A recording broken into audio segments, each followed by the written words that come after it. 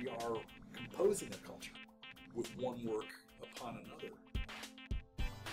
The Pathfinders Project is a preservation project that aims to make electronic literature available for generations beyond us. This project is very important because if you think about it, early digital literature represents a cultural moment and a historical change in the way we think about literature. In Pathfinders, we used a concept called Traversal, a way of capturing author and user interactions on the work's original platform. I wanted the reader to feel that there were distinctly different human stories.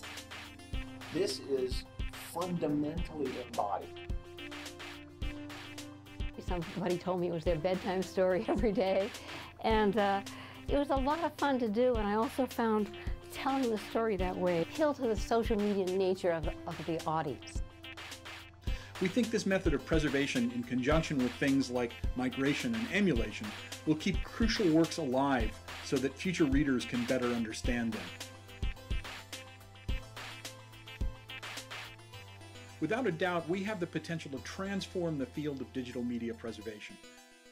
This multimedia book is just the beginning.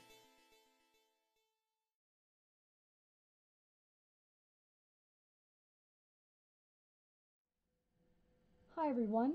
Thank you for joining us for the final live stream Traversal broadcast from the Electronic Literature Lab at Washington State University, Vancouver. Today we're performing Mary-Kim Arnold's hypertext narrative, Lust. I'm Dene Grigar, Director of the Lab and Professor in the Creative Media and Digital Culture program here at the University. Performing today's Traversal is Nicholas Schiller, the Associate Director of the Lab and faculty also in the program. This event is part of the Born Digital Media Preservation Series, celebrating the Electronic Literature Organization's move from MIT to WSUV. It's sponsored by WSUV, WSU's Louis E. and Stella G. Buchanan's Distinguished Professorship, and the Electronic Literature Organization. Previously, before every introduction, I've given a description of the traversal process. Today, since this is our last traversal for the season, I'm going to dispense of this formality and talk about some of the positive results that have come out of the event this year and discuss what's happening next year. First, all of the video footage captured on YouTube from the traversals has been collected and combined with photos of the work, the social media posts associated with the events, critical essays, and scholarly resources by the 6 of us working in the lab, both faculty and students, and produced into an open source multimedia book on the Scalar platform, a book that we named Rebooting Electronic Literature. We've been making much of this material available as it's been completed, and so have published this book serially starting in about November. We plan to have the final completed version of this book ready on June 1st, 2018, which is the 3rd anniversary of the Pathfinders book that Stuart Moulthrop and I published in 2015. And it's also the methodology we've been following in this lab for this project. Another really wonderful result of these events is that this spring our 4 undergraduate researchers won 2 University Research Awards for their contributions to the book. 2 of these students graduated on May 5th, but we're delighted that the 2 others will be staying with us for the next year. And then finally, the project was successful in bringing to light some of the early born digital works that people have not been able to experience for a long time or even ever. The book, for example, has had close to 3,000 viewers since we made the first chapter about Sarah Smith's King of Space available. And these are people who I suspect did not know this work even existed. We're excited to announce next year's lineup, which is going to be as exciting as this one. In the fall, we're bringing in George Landau and the Dickens Web. It was done in 1992. Catherine Kramer's In Small and Large Pieces, published in 94. Nina Larsen's Samplers, 1996. And in the spring, we're going to be bringing in Stephanie Strickland and working with True North, published in 1997. Richard Holton's Vergursky at Feinhorn on Acid at 2001. Judd Morrissey and Lori Talley's My Name is Captain, Captain, created in 2002. and then finally Megan Hayward's Of Day of Night 2004. I'd like to finish my introduction by thanking my colleagues in the Electronic Literature Lab for their hard work this year. Nicholas Schiller, the Associate Director of L, thank you so much for the commitment that you made to work with us this year and for the next 4 years. Greg Philbrook, our Instructional and Technology Support Specialist, who we have lovingly called St. Greg Level 3. He's also the one doing this Traversal technology broadcast for us right now. Vanessa Rhodes, who graduated just a week ago, our ELIT Research Assistant. Veronica Whitney also graduated a week ago. She was our L Catalog Content Specialist. Mariah Gwynn, who's staying with us for the next 2 years, Games Research Assistant. And finally, Katie Bowen, our Document Specialist, who will be with us again next year. We're saying goodbye to Vanessa and Veronica, who graduated, and we're glad to keep the other two with us and having them join some other new students we'll be bringing in next year. I'll mention that you'll notice that the images on your screen will be desaturated. That's because the lighting in the room is causing everything to be very colorful, and this piece was done in black and white. So we are washing out the colors around us so that we can stay as faithful to the work itself in its monochromatic black and white and gray color scheme. So please ignore the fact that most of the things will be without color. Let's get started.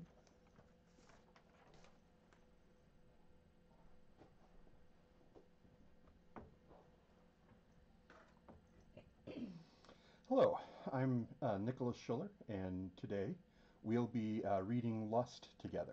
I'm going to hold up the disc. Lust originally was published in the Eastgate Quarterly Review of Hypertext in the winter 1994 edition. So I'm going to place the floppy disk into the Macintosh SE, and this is circa 1993 was the vintage of this machine? No, 87. 87. And as the disk comes in, I'm going to open up the folder for the floppy and choose the Lust file to run.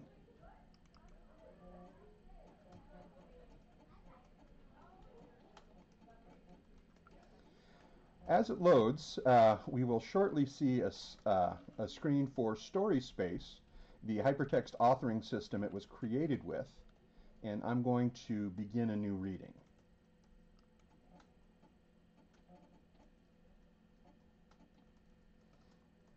As it loads, it gives us a little bit of detail about the number of nodes and links we have in the work. But we're taken directly into the prologue for this piece. A short 3-paragraph poem, but there are some interesting things about it in terms of the structure of the hypertext before we get into the content of it. I can highlight here, we can see each of the words that is highlighted are individual links.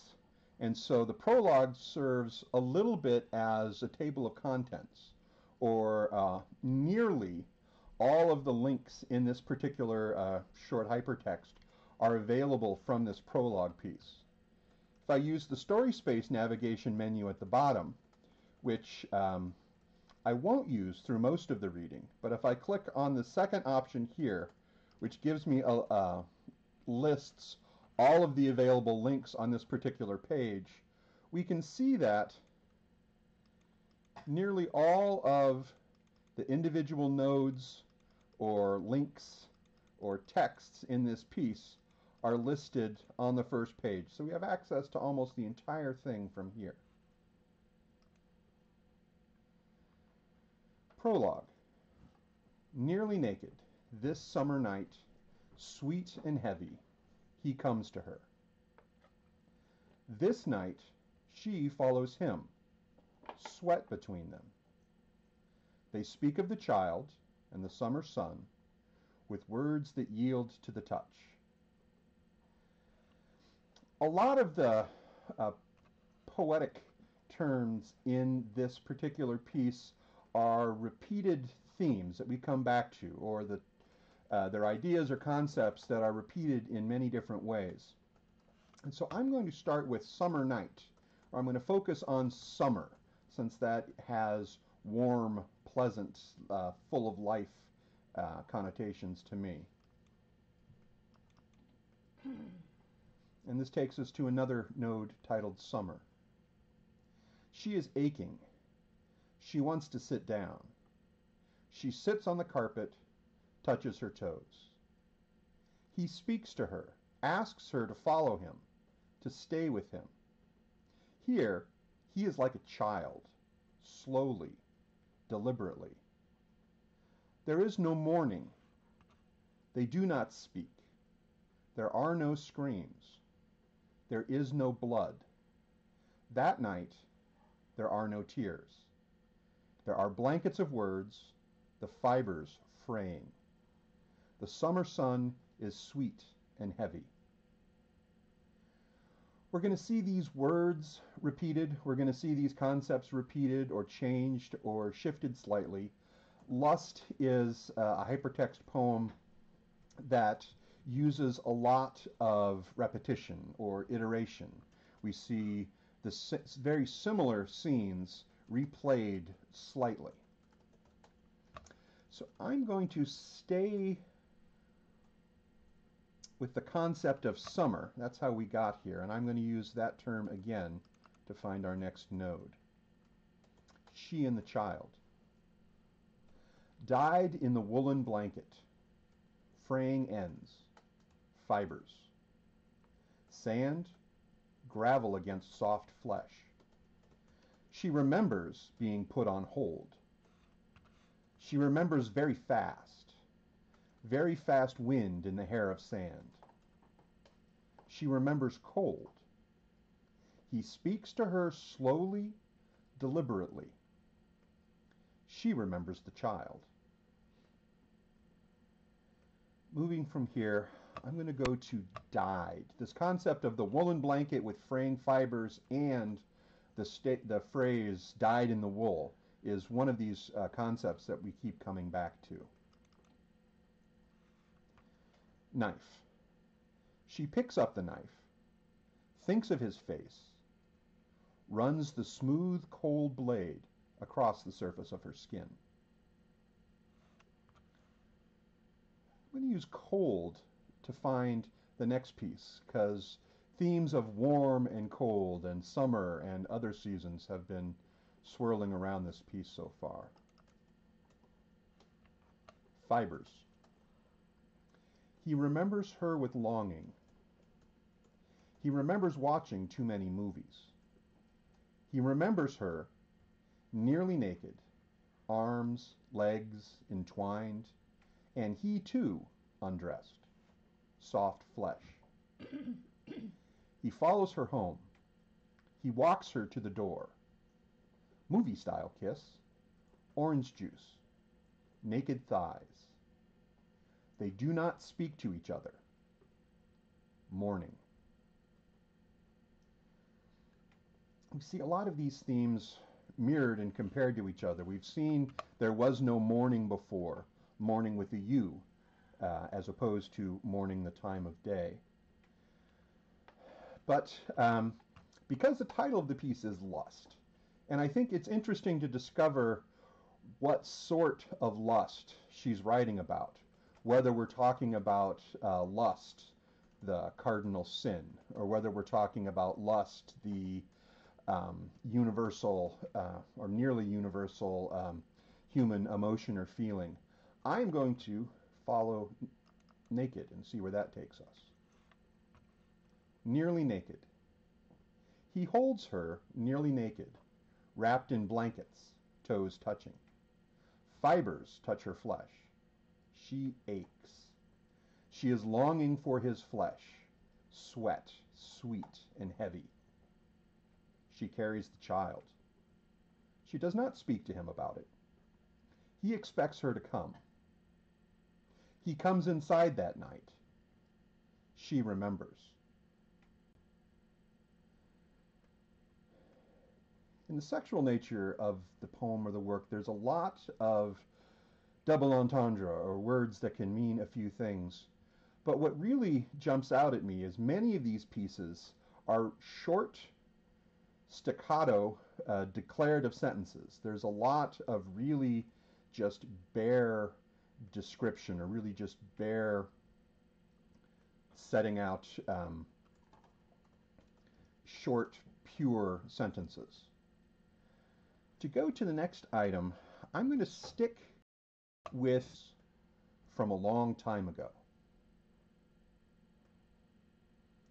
Memory. I'm going to use that. He and the child. He is gentle with the child, speaking softly, deliberately, muscled arms embracing soft, naked flesh. We're seeing flesh, whether it's a parental touching of flesh or it's a carnal touching of flesh mirrored against each other. And we see these concepts of gentleness or harshness coming back and forth. But because of the nature of the short declarative sentences, I'm going to follow deliberately to find our next piece.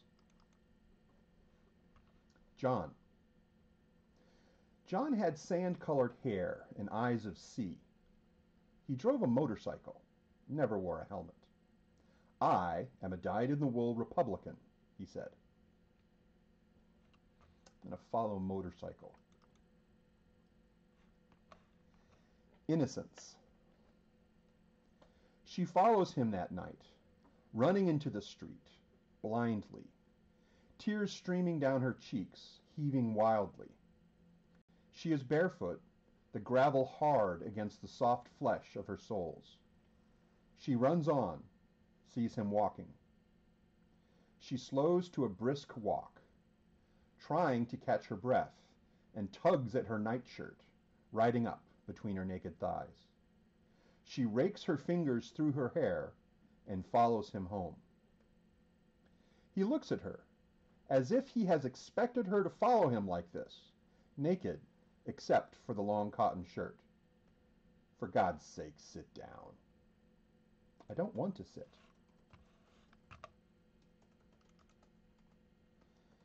This night. This night is sunless. There is sweat between them. They are undressed. The blanket is fraying. Woolen fibers.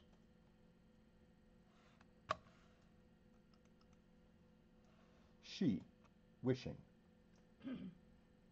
His face is soft, like a child's. She touches his face, running her hands across the surface of his skin. He is undressed. She undresses him. She does not speak to him. She does not touch him. He screams. He does not remember morning. Summer sun and the child. Follow child to the next piece. Coming. She comes to him, undressed. She undresses him. She does not speak to him. She runs the blade along the surface of her skin, cold, smooth. She tears. There is blood. Then there is morning. I'm going to follow morning, since morning comes and it is not remembered. Jeffrey. Jeffrey had a past. He wrapped it around him like a blanket to keep warm, to keep him safe from harm. The blanket of steel, less penetrable than the surface of his skin. I told him it didn't matter to me. I wanted to know all of him, not just the good things, the dark side too. He told me I'd seen one too many movies. Having these pieces that are named after different men, I think, does interesting things to the story. I don't know if the he that we keep running across is the same he, if that has the same identity. But Jeffrey is not the first name that we've encountered here. I'm going to click on dark here. Crying. He tries to understand, driving very, very fast, very fast.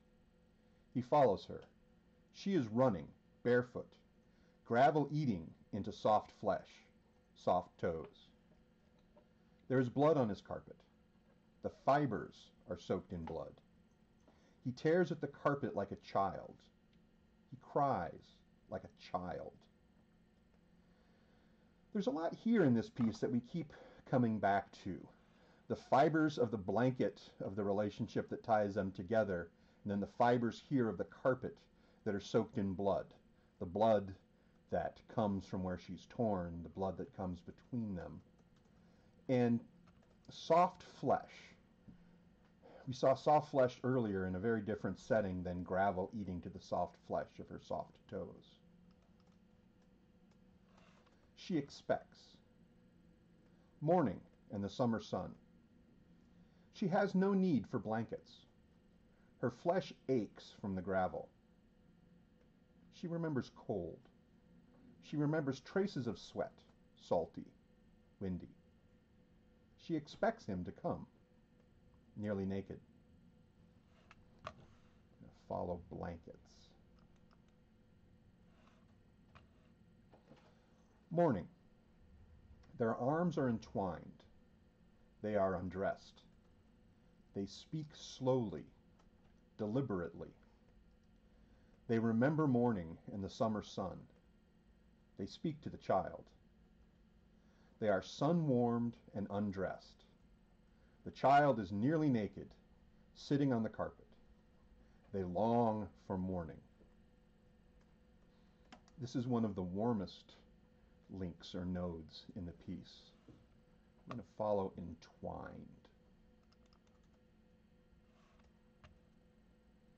Wishing.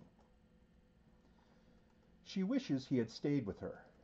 She wishes like a child that he had followed her and stayed that night. The morning comes. Summer sun, heavy, falling across the carpet fibers. She is on her knees, facing the child. The child aches. The child comes to her, nearly naked. She speaks slowly, deliberately. I'm going to follow child. She aches. She aches. She longs to sit. She sits, thighs naked, tugging at her shirt. She falls to her knees. She counts to 10, slowly, deliberately. He is heavy. He is cold. His carpet is stained with blood. There are loose fibers. She tries to speak to him. She can only scream. Follow the deliberate. She expects. Morning and the summer sun. She has no need for blankets. Her flesh aches from the gravel. She remembers cold. She remembers traces of sweat, salty, windy. She expects him to come, nearly naked. Choose gravel here. She and the child. Dyed in the woolen blanket. Fraying ends. Fibers. Sand, gravel against soft flesh. She remembers being put on hold. She remembers very fast wind in the hair of sand. She remembers cold. He speaks to her, slowly, deliberately. She remembers the child. We're getting lots of memories, or memories of the same scene, or memories of scenes that flow together, are hard to separate. I'm going to follow child here. Try. She tries to remember how it happened. She remembers his face. She remembers her flesh, his flesh. She remembers him walking out of the room. She remembers following him. That night, she follows him. She remembers wishing he had stayed. She remembers almost naked. He does not speak to her. She remembers cool, smooth, heavy. She remembers tears. She remembers screaming. She remembers mourning. Follow the link here to mourning.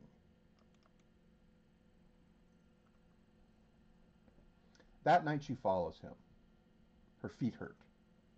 She picks up the knife, drops to her knees. He talks to her. She watches the knife.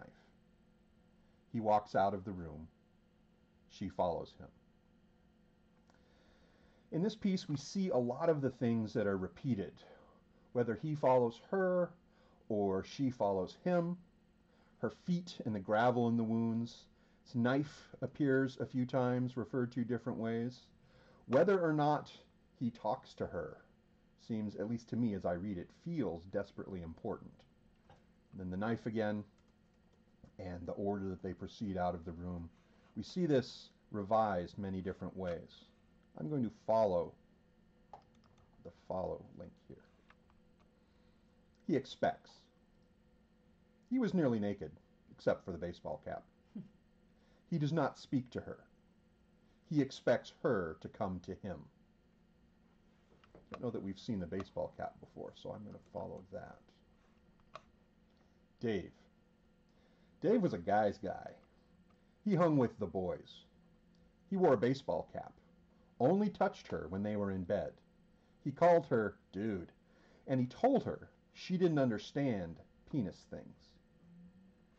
I'm going to have to click on penis things. He listens. He asks her to try to remember. She tugs at her shirt. He expects her to come like this. She remembers his face. She is sun-warmed. She remembers her soft flesh against the carpet. She does not remember the child. She does not speak of the child. She speaks slowly, heavy and cold. He listens, watches her deliberately avoiding him, watches her lips twitch as she speaks to him. He does not speak. She falls silent. She clutches her knees. She walks out of the room. He does not follow. I'm going to follow soft. Michael. Orange juice kisses and summer sun. She remembers him with a faint longing, wanting nothing like love, nothing like sweat or wind. And when the traces of salty sweet lay on her skin, like a blanket of breath and tears, she thinks of him, always thinking of him. I find it difficult to be alone with you now. I find it difficult to be alone. What are we doing on time? Do we want to read some more? Just a few more. Excellent. Let's follow Salty. The salt has appeared a few times, and we haven't followed that one before. Fibers. He remembers her with longing. He remembers watching too many movies. He remembers her, nearly naked, arms, legs entwined, and he, too, undressed, soft flesh. He follows her home. He walks her to the door. Movie-style kiss. Orange juice. Naked thighs. They do not speak to each other. Morning.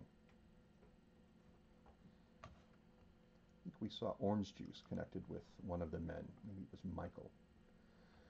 The child speaks. The child does not remember. The child does not speak. The child is nearly naked, wrapped in woolen blanket, toes flexing. Let's follow those flexing child's toes. Touching. He touches her. He touches the child. The child screams. She touches the blade of the knife to him, cold, smooth. He does not speak. He screams. The child does not speak. The child picks up the knife. There is no blood. There is no child. There is only mourning. Okay. That's great. That's a great place to end. All right.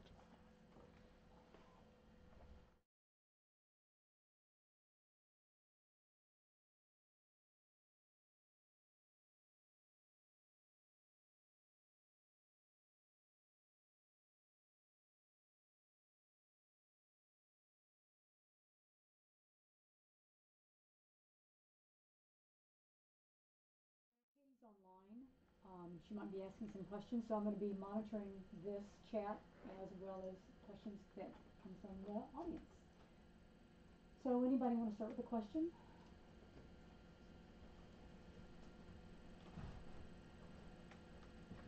I find it, so I will start. Please. So, as I was posting on the YouTube chat, one of the quotes I found about the work came from Michael Joyce, who wrote this beautiful essay called Knots Upon Some Times, in which he talks about the fact that there are 4 men listed by name in the story, but she's always referred to as simply she.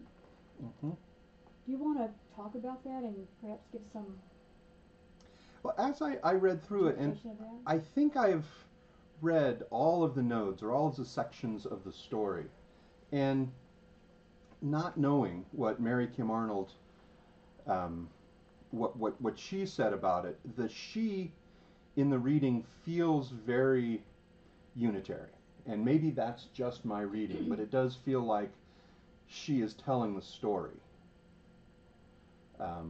Story of one relationship or many relationships, but one she, I think.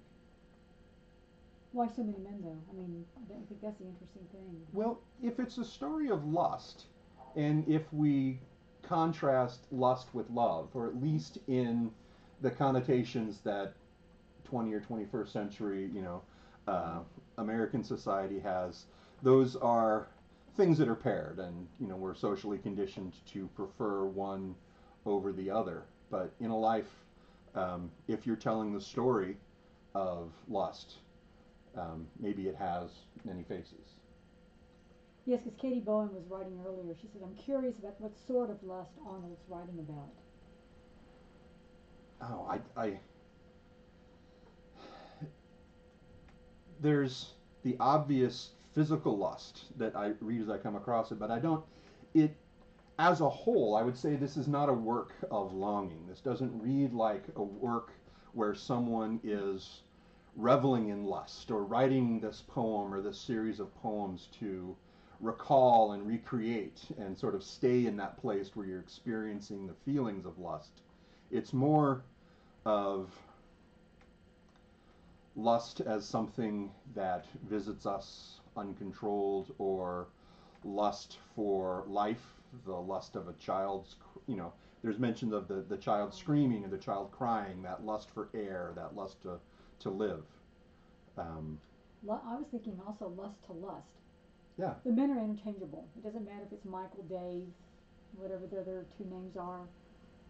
They just are objects of her lust, lust. Maybe one wears a baseball cap, maybe one's a Republican. It doesn't matter. It doesn't matter who they are. It's just lust. And, perhaps that's indigenous to her. Perhaps that's part of what we all have experienced in our youth, just, hormonal rage of lust. Yeah. Right?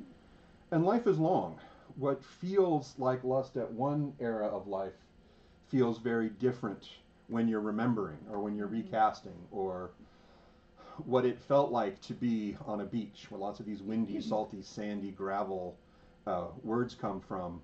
What it felt like to be on a beach when you were young and lusty feels very different than when you're no longer young and you're remembering what it was like. So the lusting for lust. Yeah, and there's always the time. I think one interesting thing about the work is that everything's so ambiguous. You don't know what time is here, there, past, present. You can't tell time, and so it's not looking back necessarily in retrospect. It's also that plus in the moment, as well as perhaps thinking of the future. Mm-hmm. It all collides in this space, right? And whether one speaks to another, or one wishes someone who had followed or who had left, there's regret, or maybe regret is too strong a term for it, but there's this sense of longing or a wish that thing had been other ways, but there's also a sense that over the course of the various lusts, things have been several ways. Mm-hmm. Sometimes he does follow her. Sometimes it's warm instead of cold. But ultimately, that doesn't seem to alter the overall shape of what's happening. Gavin was writing, the recursive nature of the story, terse phrases, ambiguous terms, has a feeling of a generative text. The story reads as an accumulation of intertwined experiences. Each time an image repeats, it gains a new dimension. It gets more and more painful. Yes. I found, like, thinking about it, you know, because, and it's the nice thing about a hypertext, right? You go through it, and maybe something that you encountered the first time around, like in life, something means something to you, and you maybe revisit that experience again, hoping that it happens a different way. But it always carries the memory of the previous experience, and so, you know, at some point, I don't know if you've ever found yourself doing something that you thought at one point was an excellent thing to do or an interesting thing to do, and then later you think there's something, you know, Yeah, repetition it gains its of tragic action. quality eventually, and gets less and less interesting, and more and more desperate or something. Well, there's one piece in there that I wish I could, you know, if I could cause the links to fall as I'd like. I wanted to end on the one where it was warm and they talked to each other and the child was present in the scene, but it's very difficult to end there.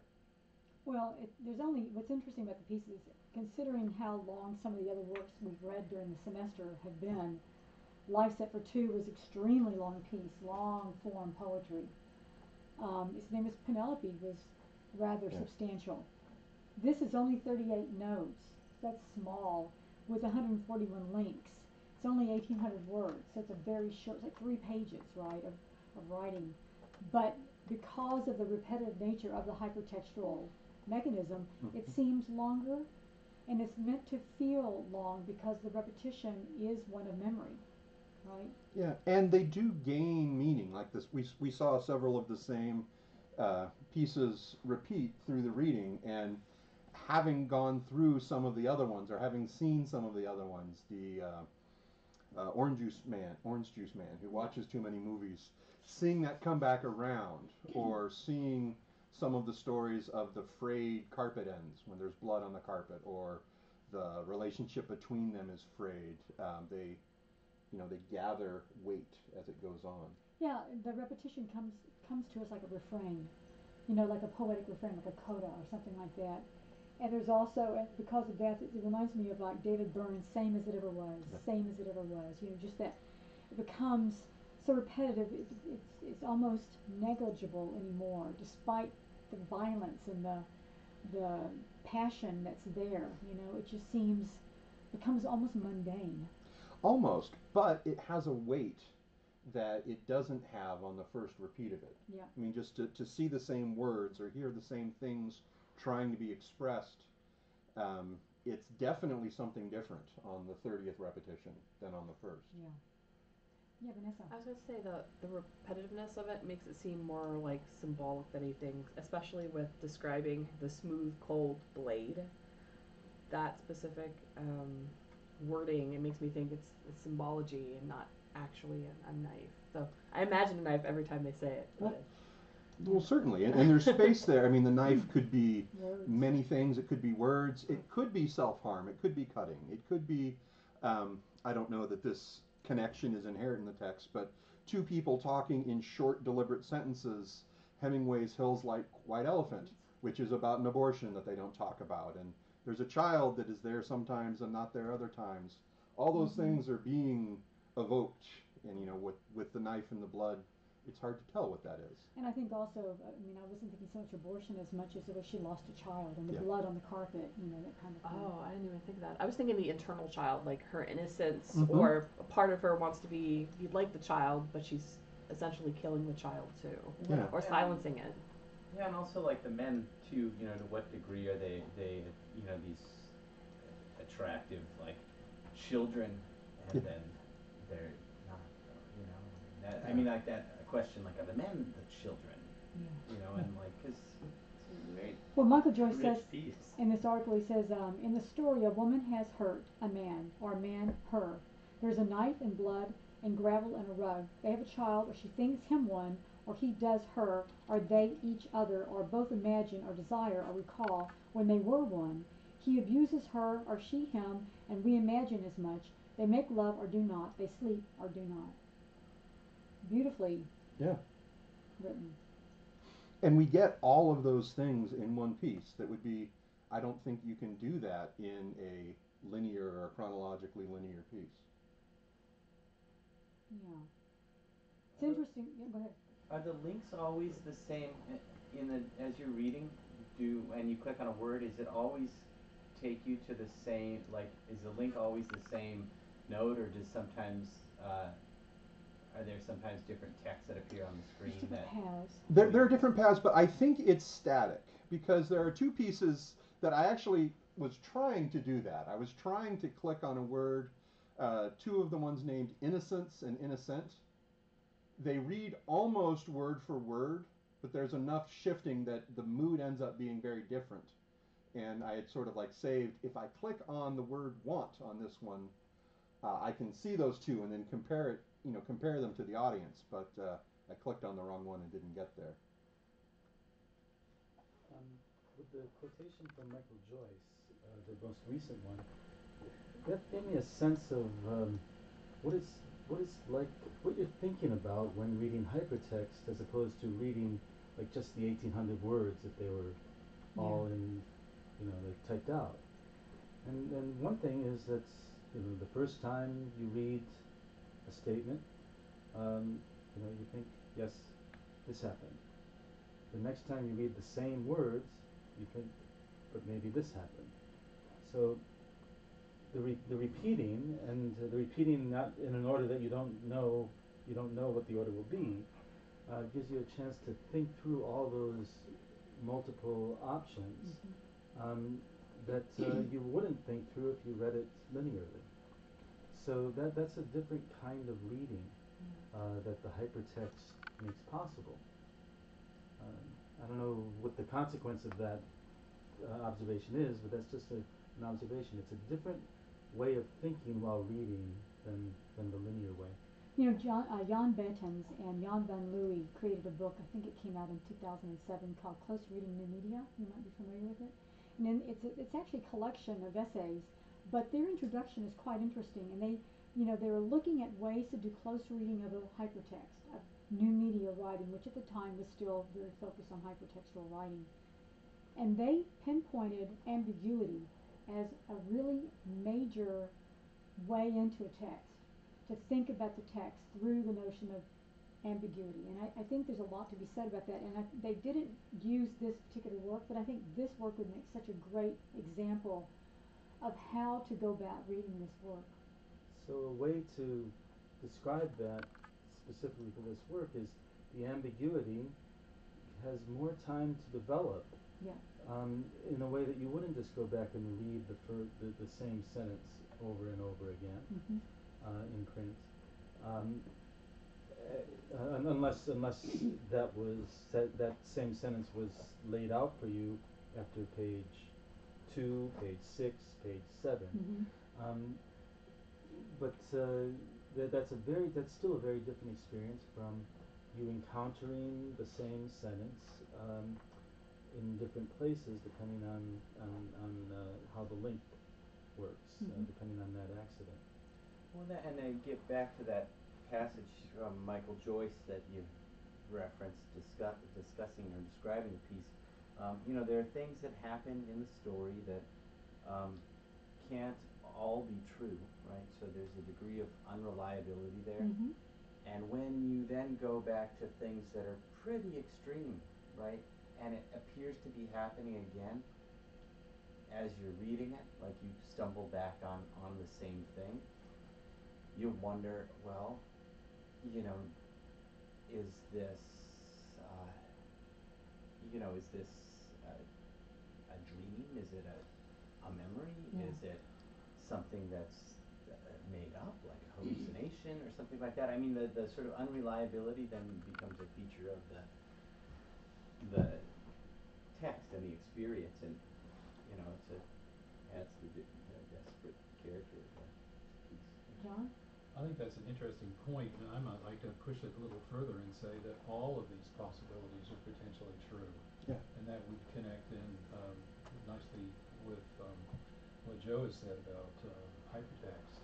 And I would recall David Mamet's work on narrative, and he talks about a Leadbelly quote saying, you have this knife, and you can take the knife and you can cut bread so you can eat and live. and go out and play music and make money to bring it back home to your woman. But when you find her cheating on you, you can use the same knife to cut out her heart. So thank you for there's- that. there's always, well, it speaks, I think, nicely to potentiality of a reality that could be based on the connectivity that hypertext allows. The thing I would add, and maybe I don't want to repeat myself, but is that the place where that ambiguity happens. In the Mammoth, I could say there's an ambiguity in Mammoth's text, in Mammoth's presentation, and point to it, because it's there and it's in that order. But the ambiguity here is enacted in the reader's own mental response, not in the ordered text. And would you say that that's Narrative is created, isn't it? In the reader's mind? In the hypertext, yes, but in reading the prints, that narrative is created with one pace. Ignition is going to occur. It seems a cognitively different experience. But to put it, into the context of like thinking about what we often talk about in relation to like toxic relationships, and that experience of, on the one hand, a toxic relationship thrives on the creation of a, unreliable sort of psychological space, where a person is often quite deliberately fooled or confused, but often is also reacting in ways that are psychologically unstable, as a consequence of, where there's these mixes of attraction with revulsion and horror and fear.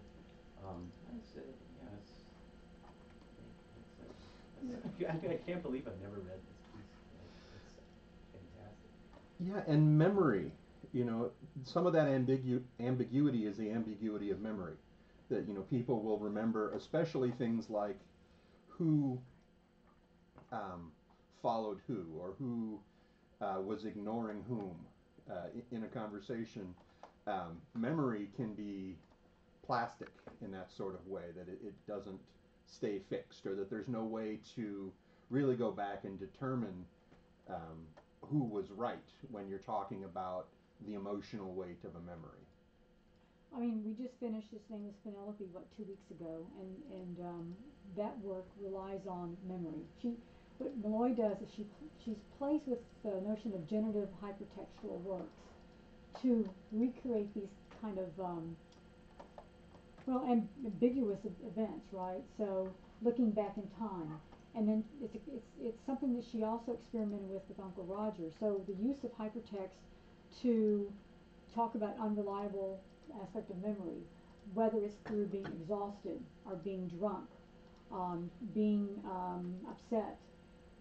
There are reasons why we become unreliable, and we look back. It's not looking back with factual experiences, but with just almost like a sense of a feeling, like a fleeting experience that becomes encapsulated as something that's real. And I think about childhood, and we can't really remember a lot of details when we're really, really, really young, but we can remember a feeling of happiness or comfort. But we can't say, this is why I felt comfortable. My parents did this, this, this, and this. It's just a feeling you walk away with. So I think in reading and listening to this being read, so thank you for reading this, it's just listening to it, listening to her talk. It's almost as if she's looking back or looking at this experience and leaving herself with feelings of unsettledness. Yes. Right? There's an unsettledness to the lust that she's talking about, and it's not just sexual lust. It's a whole lot of different ones. Yeah, because lust has a real sexual connotation, but this is not an erotic piece. No, it's not called eros. This is not eros. It's great to have these conversations. I think one of the valuable things about having the traversals, and since this is our last one, we can talk about this, yes, is that at the end of each traversal, we've had, very meaningful discussions around a work that hasn't been discussed for a very long time, and in some cases, if ever. So it's great to capture these discussions and to have Joe Tabby,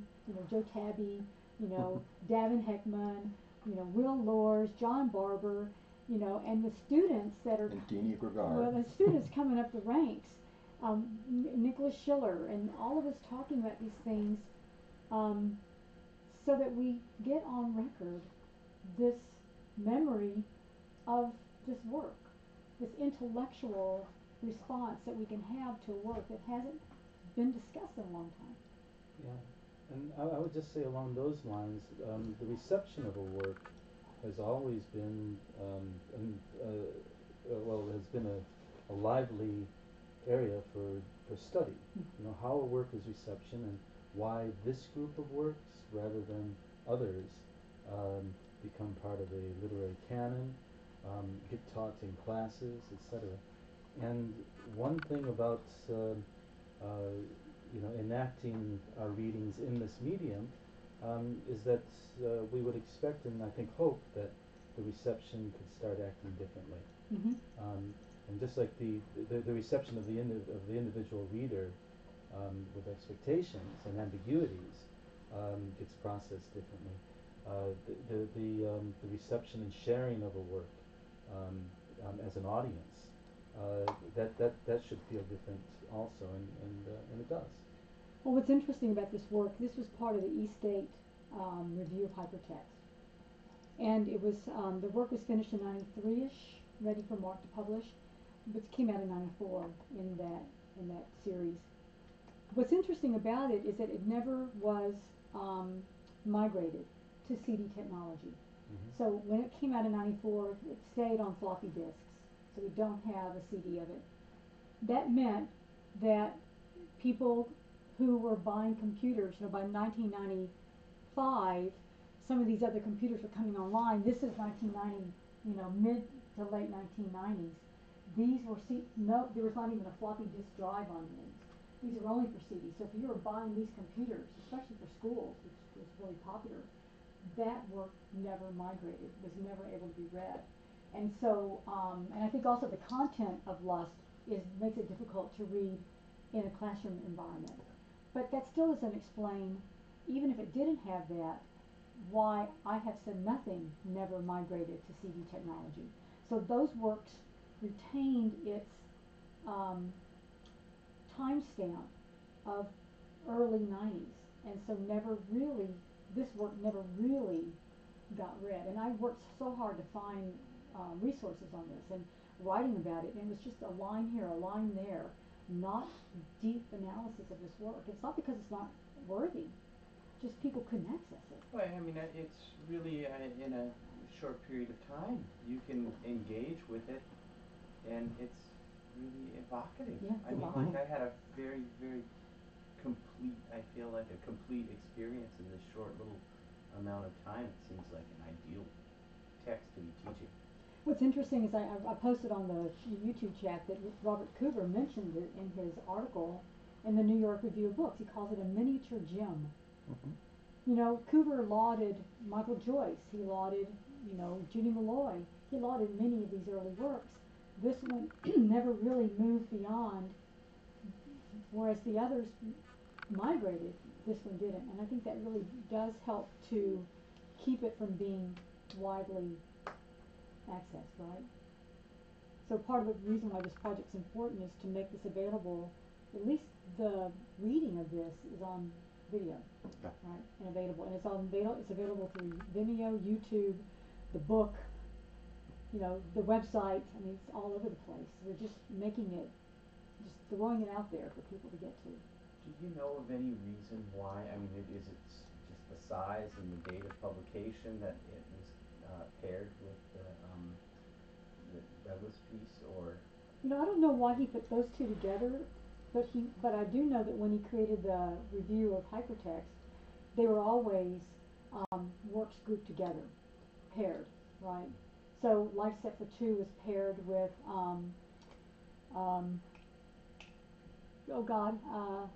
help me here, grammar. I have said nothing. No. Okay. Can't see that. My mind just went blank, but they're always paired. And in the case of these two, it makes sense for I have said nothing in this to be together because they're both they're written by women, right? I think that was part of it, and I think also they both very strong female voices. For a while, as I was reading it the first time, I kept looking for, talking about the carpet fibers and fraying and the gravel and the feed and blood and driving very fast. I kept looking for a car accident because it was packaged with that, but I didn't find one. Yeah, there's a lot of car crashes in hypertext, as Stuart Moulthrop has pointed out. Well, I think, is there any other comments folks want to make? I do want to thank everyone who's been part of this year-long project for your work and efforts to make this hypertext stay alive and rebooting electronic literature, as we called it. Volume 1 will be done in just a few weeks, and then we move to Volume 2 in the fall. By the time we're done, we should have probably all of the Eastgate catalog documented. That's one because that's the most fragile of the works right now. So we're aiming for that. Thank you, everybody. Yes, thank you very much.